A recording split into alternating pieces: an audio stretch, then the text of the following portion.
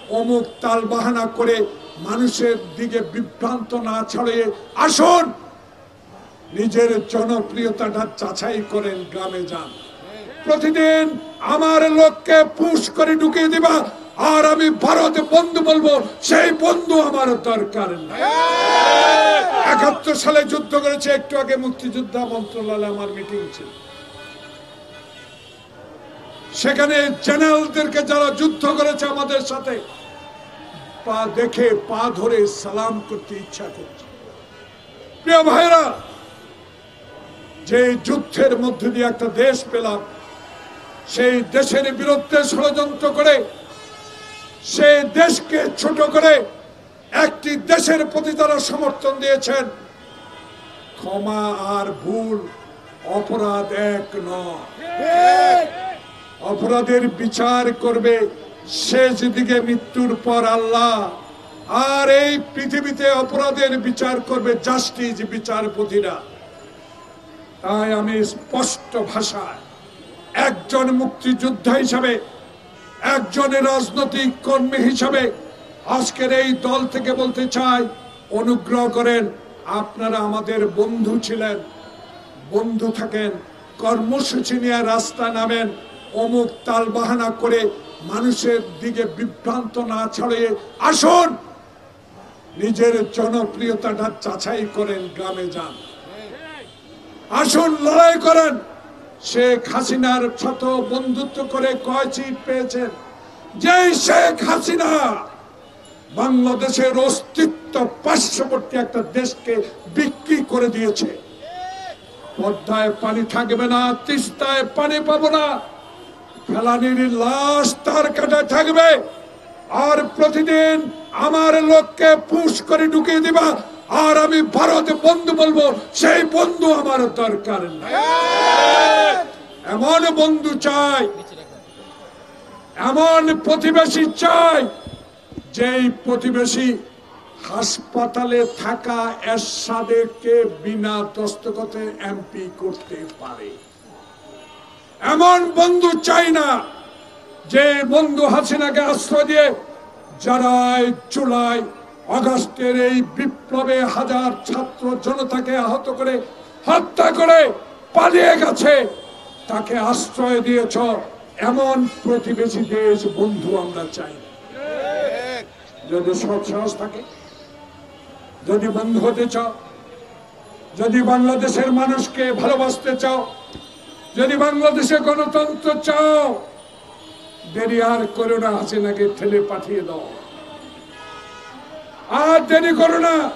কারণ সামনে আমরা অকুতোভয় সেনানী, আমরা 16 বছর মাটিতে এই রাস্তায় থেকে যুদ্ধ করেছি, আমরা হাসিনার সকল অত্যাচার সহ্য করেছি। প্রিয় বন্ধুগণ, 16 বছরে 10.5 বছর জেলে ছিলাম। তাই আমাদেরকে দয়া করে আমার 2001 সালের বন্ধুরা দেশকে আর বিভ্রান্ত দিকে নেবেন না। আসুন, আজকে পত্রিকায় দেখলাম সুন্দর কথা, এমন কথা আমার খুব পছন্দ হয়েছে, কয় নির্বাচন সুষ্ঠু না হলে বাতিল করতে হবে। কথাটা বুঝতে পারছেন? কয় নির্বাচন সুষ্ঠু না হলে বাতিল করতে হবে। আপনার আগে আমরা বলেছি, কারণ এই সুষ্ঠু নির্বাচনের জন্য বিএনপির হাজারো নেতা কর্মী আত্মত্যাগ করেছে একটি নির্বাচনের জন্য। অতএব তালবাহানা আমরা বুঝি, রাজনৈতিক চালও আমরা বুঝি, বয়স তো কম হয় নাই, যুদ্ধ তো 71 সাল থেকে শুরু করেছি।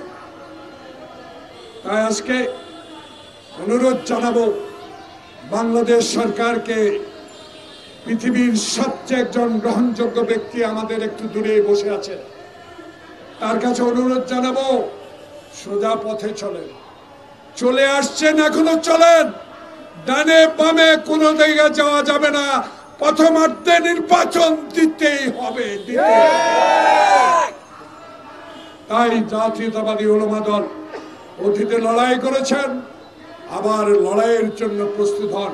প্রিয় সাংবাদিক বন্ধুগণ, গত পরশু আমি গুলশান অফিসে আমাদের নসুবাইয়ের রাজনৈতিক কার্যালয়ে গিয়েছিলাম। আজ কথাটা আমার বলার প্রয়োজন। জানি না আমার এই কথাটা মিডিয়ার মাধ্যমে আমার নেতা তারেক রহমান সহ যারা 16টি বছর আমাদেরকে শক্তি জিগিয়েছে, 10,000 মাইল দূরে থেকেছে তারেক রহমান, আপনার পরশুর বক্তব্যে আমার চোখে দিয়ে পানি এসেছে। আপনি ক্ষমতা চান না, আপনি চান ঐক্য, আপনি চান মানুষের ভালোবাসা দিয়ে ক্ষমতায় যেতে। আপনি নির্বিচার একটি নির্বাচন চান। আপনি চান না দলে দলে ভাই ভাই আমরা একটি নমিনেশন নিয়ে ঝগড়া করি। আমরা চাই জিদের ভাত যেন গরু, জিদের ভাত যেন কুকুরে না খায়।